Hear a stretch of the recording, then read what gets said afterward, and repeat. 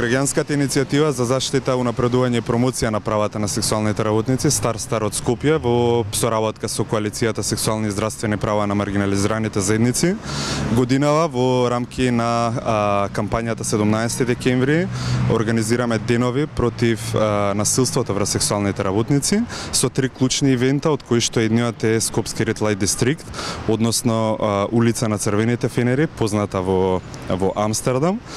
Целта на идејата е на скопјани и на граѓаните на Република Македонија да им го представиме шармот на улицата на црвените фенери во Амстердам, кое што ќе се случи на 16 декември 2017 година со почеток во 17 часот на булеварот Свети Климент Охридски.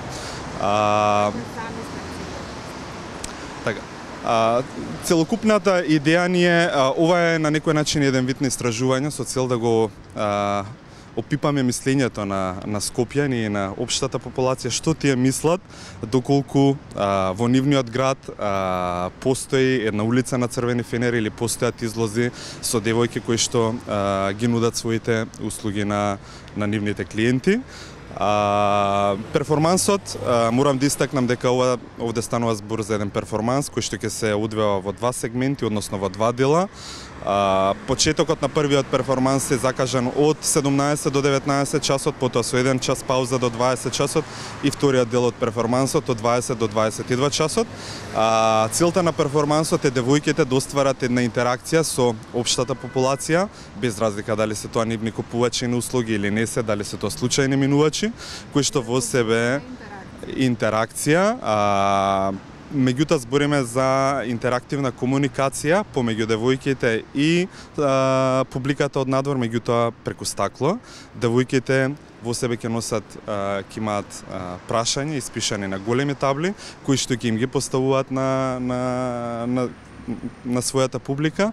А од друга страна публиката ќе треба да одговори гестикулативно да даде одговори на нивните прашања. Прашањата се поврзани од типот на тоа дали им смета таквата гледка, дали тие треба да се отстранат од улица, дали им се допаѓа, дали можеби таквиот перформанс ки им не достига во недела, понеделник, во деновите кога девојките нема да бидат тука. А ние од друга страна и како иницијатива и како активисти кои што се бориме за правата на сексуалните работници, од еден агол исто така отвараме доста сензитивни прашања, чувствителни прашања, пред се социјални прашања. Од друг агол исто така би сакале да покажеме дека сексуалната работа нема никакви допирни точки поврзани со трговијата со луѓе. Така. Ќе има 6 девојки кои што ќе перформираат во излозите. Секоја од нив ќе се добие свој засебен излог и секоја од нив ќе има свое лично шоу кое што сака да им го приреди на публиката. Морам да истакнам дека прашањата кои што ќе бидат поставувани кон публиката се прашања кои што самите девојки како членови на оваа заедница, како сексуални работнички, сакаат да им ги постават на минувачите или на публиката на луѓето кои што ќе бидат присутни на настанот. Според вашата евиденција или искуство, колку сексуални работници има во Македонија? Во Македонија не постои систематски приказ за бројот на сексуални работници во земјата, затоа што државата досега нема воведено некој нормативен систем за да даде точен приказ на бројката, иако постојат шпекулации кои што доаѓаат најчесто од страна на медиумите, дека во Македонија постојат од 3 до 5.000 сексуални работнички, иако тој број е значително поголем. Она кон што сакаме да упатиме, нашата порака, ова е 10-та јубилејна кампања, 10 години гласно за сексуалните работници.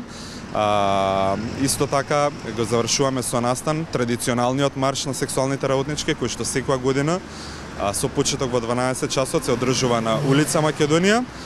Целта е да упатиме порака до институциите дека сексуалните работнички имаат значаен придонес во општество, дека тие се сврлени на маргините на општеството и дека ние на вистина треба заеднички да работиме во подобрување на нивните услови за живот и за работа. Од друга страна, исто така, секоја година испраќаме апел до Министерството за внатрешни работи како институција која што најчесто ги таргетира сексуалните работници. Сексуалните работнички им се нудат како сојузници во заложбата за сузбивање на криминалот. Многу често самите девојки се жртви на насилство од страна на нивните купувачи на услуги. Девојките не се охрабрени да го пријавуваат случајот во насилство, пред се заради само стигматизацијата која што постои кај нив, пред се наметната од институциите дека тие сами себе се треба да се стигматизираат во однос на професијата која што ја работат. Ние како активисти, заедно со институциите, треба да ги охрабруваме сексуалните работнички да го пријавуваат насилството до институциите, а институциите имаат задача да одговорат на овие приговори.